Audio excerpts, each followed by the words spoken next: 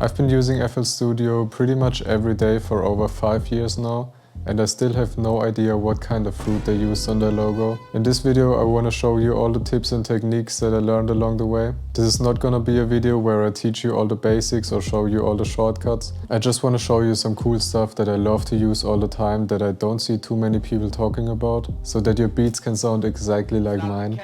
Okay, so here we are in FL, and without even doing anything you can already see the first tip that I want to show you, which is making a template. There are some things that you will always have to do in every project, so making a template can just save you time by preparing that stuff for you. Depending on your workflow and how you like to do things, your template might look completely different from mine. But let me show you what I made. So I already have some drum sounds loaded up in my channel rack and I named them properly. I also made them look cool by color coding them. You can rename the sounds by just using your middle mouse button and clicking on it. And you can color them by selecting everything, clicking on that little arrow. And then you can choose color selected, gradient. And then you can choose the color of the first one, the last one, and the rest will be filled in with a gradient. Then I routed all of these sounds to a mixer track. I have a drum bus so I can put effects on all drums at once.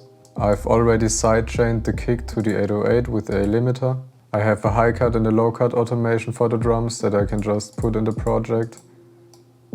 And I've prepared my master channel with a Maximus plugin and soft clipper.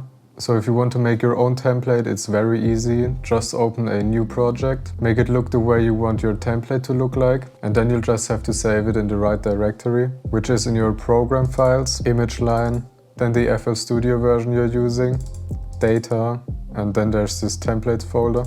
And here you can just save your template project. Then in FL Studio, just open Options, General Settings, scroll all the way down. Then you have this default template setting, just click on it, choose your template, and then on this one just choose default template. And then whenever you open a new file, you will open your template. The next tip I want to show you are one-shots. I really love using one-shots for my melodies. Lately I've been getting a few messages asking about my go-to plugins or contact banks. And of course using plugins is great, but one-shots are at least just as good. You can get amazing one-shots for free or at least much cheaper than high-quality plugins. They don't make your computer explode and it's really fun to work with them because you have lots of freedom manipulating the sounds. So here we have a one-shot I made. And in this window you have so many options to make it sound cooler and unique. So I'm sure you know all the basic stuff like pitching it, messing with the time, reversing it. What I really love is this crossfade knob here. This one-shot is probably a bad example. But let's say you have a one-shot that's too short for what you want to play. You can just turn up this crossfade knob and it will loop this red section here. If the one-shot is still too short, you'll just have to adjust the length to kind of push it into that red section. And then you have a one-shot that plays forever. So in this next window you have some really cool stuff as well. Especially these envelopes right here. Most of you probably know this one for the volume, because everyone tells you to do this shape on the 808. So yeah, you can mess with these knobs to kind of manipulate these lines. And this just represents how the volume changes over time. So when I turn up the attack, for example, the sound will fade in slowly. And when I make it look like this, for example, we'll have a very short sound. But you have more options than just the volume. You have this mod X and mod Y here. I don't really ever use these, but I think those are filters that you can change over here. So right now mod X would be the cutoff of a low pass filter. And mod Y is the resonance, I think. But what's really dope is the pitch right here. I love to use this on like R&B pads to have a little pitch slide into the sound. How you can do this is just turn everything down, besides the decay, and then you'll have to change the amount here. If you turn it down, you'll start at a lower pitch, and if you turn it up, you'll start at a higher pitch. For what I want to do, I want to start at a lower pitch, and then the decay just tells you how long it takes to slide into the actual pitch. So if the decay is high, it'll take a while to slide up. So let's turn this down a bit. And then when we play a chord, we already have this cool R&B kind of sound.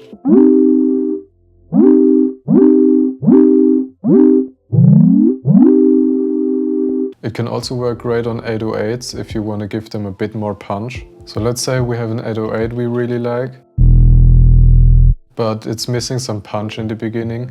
You can basically do the same we just did, but turning the amount up this time. And that way we'll start at a higher pitch and slide down very fast, which basically just adds a kick to the 808.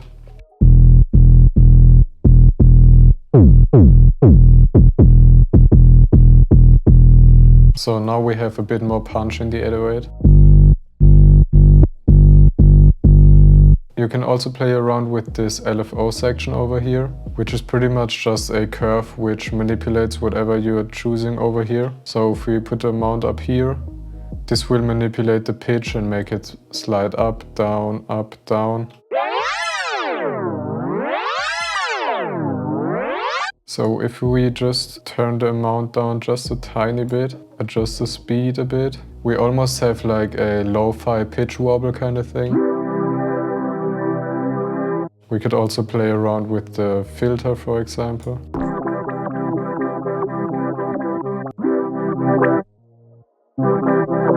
So yeah, by just experimenting with this, you can come up with really cool sounds. And then this last section over here is probably my favorite.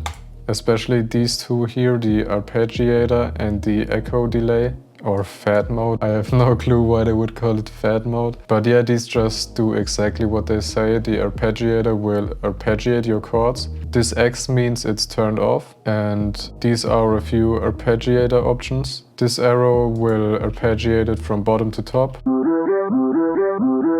This one from top to bottom. This one will alternate. And this one will alternate as well. I'm not too sure what's the difference. I think it will play like the top and the bottom note twice. And this will just play the notes randomly. With this knob you can make it play faster or slower. And if you increase the range, it will also play higher octaves. So you can make some really cool stuff with this. Let's just say we have a chord progression. And we want to add a cool little layer. We can just copy the chords over and play around with the Arpeggiator.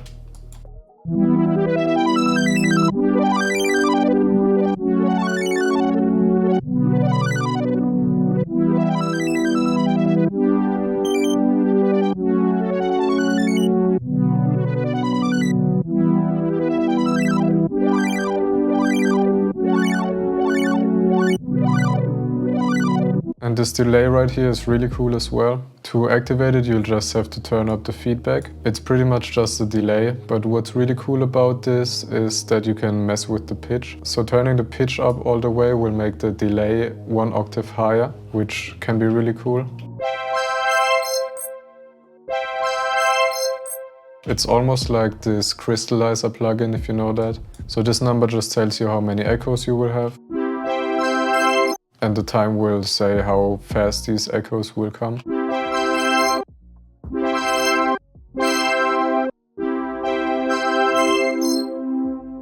With this you can make some really cool layers as well. Let's try maybe reversing this and make the chords a bit shorter and see how that sounds.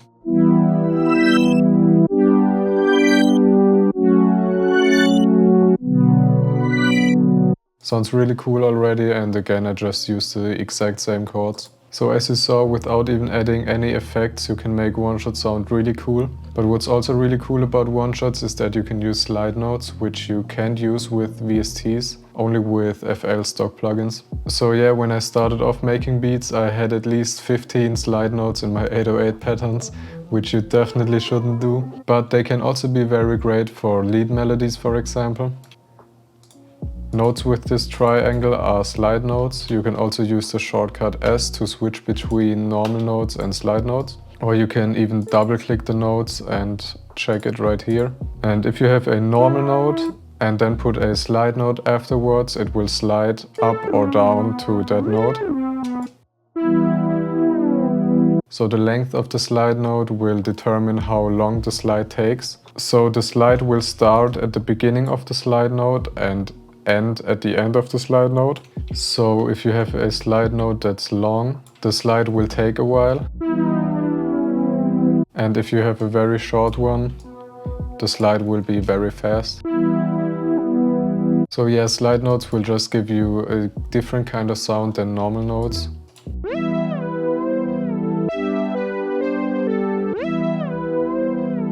Also, you can even slide entire chords. So let's say I want to slide from this E minor chord to this G major chord.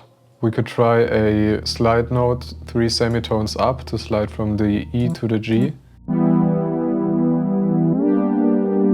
But the problem is we'll still have a minor chord instead of a major chord. So we'll have to make the notes slide individually. And you can actually do that by using different colors for the notes. If you click up here, you can choose different colors.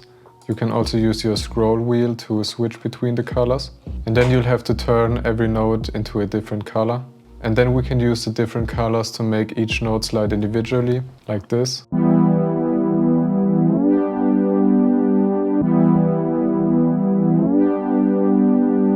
Also, if you want to play around with pitch slides on your MIDI keyboard, for example, you can go up here to Current Project, hit Remote Control, hit Channel Pitch, and when this window comes up, you can move whatever you want to control the pitch with. For example, my pitch wheel on the MIDI keyboard. And now when I'm moving the pitch wheel, you can see that the pitch knob here is moving. And you can also adjust the number of semitones right here. So like this, I can slide up an entire octave. And like this, I only slide up 2 semitones. I like to keep it on 2 semitones or maybe go up to 5 semitones if I want the bigger slides. So yeah, that's everything about one-shots. For my next tip, I want to talk about Edison. If you're not using Edison, you're really missing out. So I love to use Edison to record stuff that I play. You can just put it on a mixer track. The shortcut is Ctrl-E. Then you can click the record button and it will only record what's being played into the mixer track. And what's really great about this is if you put Edison in front of all of your effects, you can record the dry signal. And if you put it after your effects, you will record it with all the effects. I love to use this, for example, when I'm playing around with weird effects like Portal and I just want to record everything. And I like to put it in front of all the effects if I find a cool melody, but I'm not happy with the effects chain yet. So I can just record the dry signal and mess with the effects afterwards. And also inside of Edison you can do lots of cool stuff. What I love to do with Edison are those reverse reverb effects, for example. I'm sure you all know what these sound like. Yo. Yo. So you can do that very easily by just opening your sound in Edison. Click on this little rocket right here or whatever this is supposed to be. And then you'll have to turn the dry all the way down and turn the wet up. And you'll have to make sure to click Add Tail, because for this we'll basically only want the tail. Then you can bring it out of Edison, reverse it, and then you have this reverse reverb effect. Yo. This also works really well on melodies, and that way you can easily make unique risers. Let's grab our chord progression again, render out the first chord, and do the same thing again. And just like that we have a little riser. We could also pitch it up, for example. What's also really cool in Edison is this little water drop. You can use this to make your sample a bit softer and more washed out. I like to think about it like actually blurring a photo. It kinda has the same feeling to it. So you can just adjust the mix here, and also this curve. I never really use this, I just leave it on the default setting. And like this we can turn something like this, for example.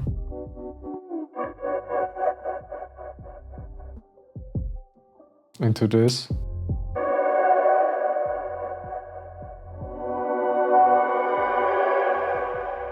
It gives this really cool, washed out, almost reversed kind of effect. So yeah, make sure to play around with this. What I also really love is this toothbrush up here. This is to denoise your sample, which you would usually use on guitar recordings, for example, to get rid of the buzzing noise in between. Let me just demonstrate it with this microphone. So I just made this noisy recording. We can just select the noise that we want to remove. Click on the toothbrush, acquire noise profile, then select the entire recording. Toothbrush again and then click accept, and that way we remove the noise. It's not perfect, but for guitar recordings, for example, it works really well. But you can also use that to mess with your sound a bit. Let's just see what happens if we use that in the wrong way. Let's just grab this. And let's remove some random noise from this. Acquire noise profile, accept. And now we already have a very different sound. Let's try it again.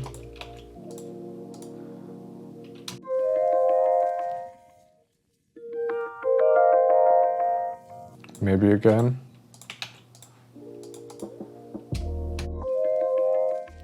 And like that you can remove random stuff from the sample and often get these really cool artifacts and glitchy sounds out of it. So yeah, I love trying to play around with this stuff to get cool, unique textures out of samples. Okay, now to the last Edison tip I want to give you. There are some FL plugins that you'll only have in the trial version. For example, I love using the pitch correction plugin. But as you can see, this is only the trial version, so I can't drag the finished sample in the playlist. But I can just put an Edison after the new tone, hit record, and then record whatever I made in the plugin. And yeah, that way I can just use the trial version of the plugin without having to buy it. Another plugin I don't really see anyone using is the time correction plugin. If you have a sample, you can just right-click, add it in Time Warper, and it will open NewTime. The big problem with this plugin is that you can't listen to the sample with a metronome, which kind of really destroys the workflow of trying to put it on time. But for simple samples and melodies it can still be very useful. So if you open it, it will automatically put the markers on the transients. You can also add your own markers by holding Shift and then clicking. And if you hit Ctrl Q, it will quantize all the markers on grid. And yeah, like that you can just quickly quantize samples without like having to cut them up, making everything unique, putting it on stretch and time stretching it. So yeah, for simple samples it can be a very quick way to quantize it. The next one isn't really a tip at all, but Fruity Flangus. Fruity Flangus on the default settings is like the best effect you can put on your stuff. I don't know why. I don't know what it does, I just know that it sounds so dope. I love to use it on pads, guitars, especially my reverse guitars that I love to do. And it just gives it a bit of a trippy, slightly drowned out and just really dope sound. I love to use it on all kinds of R&B samples. And yeah, just Fruity Flangus on the default settings, start using it. So the next tip is very dope if you're working with another producer. For example, when I'm making music with Absurd, I'm usually the one here working at the desk while he's playing on the keyboard. And let's say he's using this sound, he's playing around. But at the same time I want to work a bit in the playlist, arrange some stuff. And all of a sudden he's playing the sample that I just picked, which is so annoying. But you can lock your MIDI keyboard, for example, on one specific sound so that it won't change from that. You'll just have to right-click on the sound, receive notes from, and then choose your MIDI keyboard. For me it's key station 88.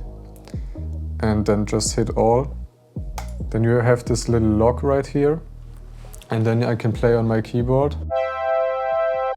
And I can also click on different sounds and samples and work in the playlist without changing the sound of the keyboard, which is very useful. It can also be very useful if you're working on your own and you want to layer a few sounds. I could just lock this other sound as well to the same keyboard, and then I'll play both at the same time. That's also lock the 808 for example, which is stupid, but just so you can see.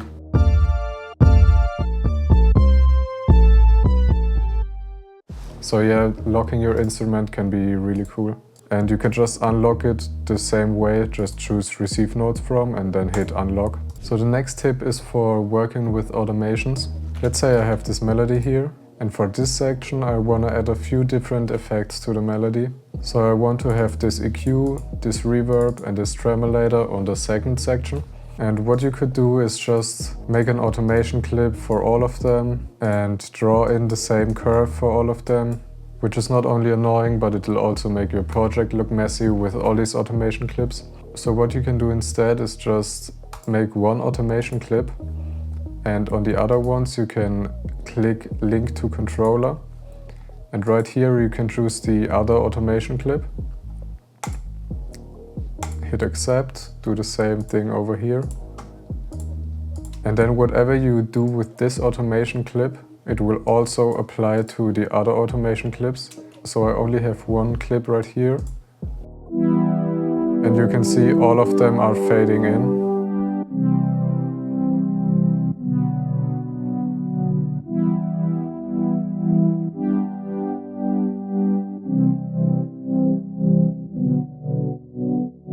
You even have all kinds of different settings right here.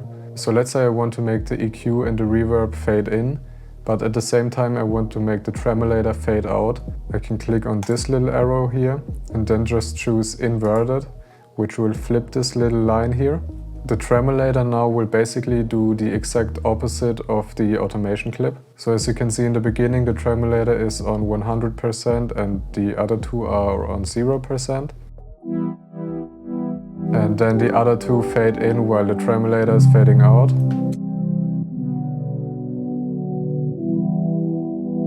And yeah, there are all these other settings, but I've never used these. I mean, you can play around with these, but I can't really tell you why you would use them or how you would use them. But yeah, the default and the inverted are very useful. The last tip for this video is going to be for finding top melodies. Let's say you're not very good at playing the keys or you don't have a MIDI keyboard, but you still want to jam a bit and play around to find some melodies. Actually, shout out to Rift because he just told me about this. I didn't even know about this myself. But as you probably know, you can click this button, and when this is activated, you can play the keys on your actual keyboard. If you right click on this, you can actually choose the scale you want to play in. So my chords are in E minor, so let's choose E. I can choose minor natural or minor pentatonic. And then whatever I play on the keyboard will actually be in the scale that I chose. So like this, I can just jam around and find cool melodies.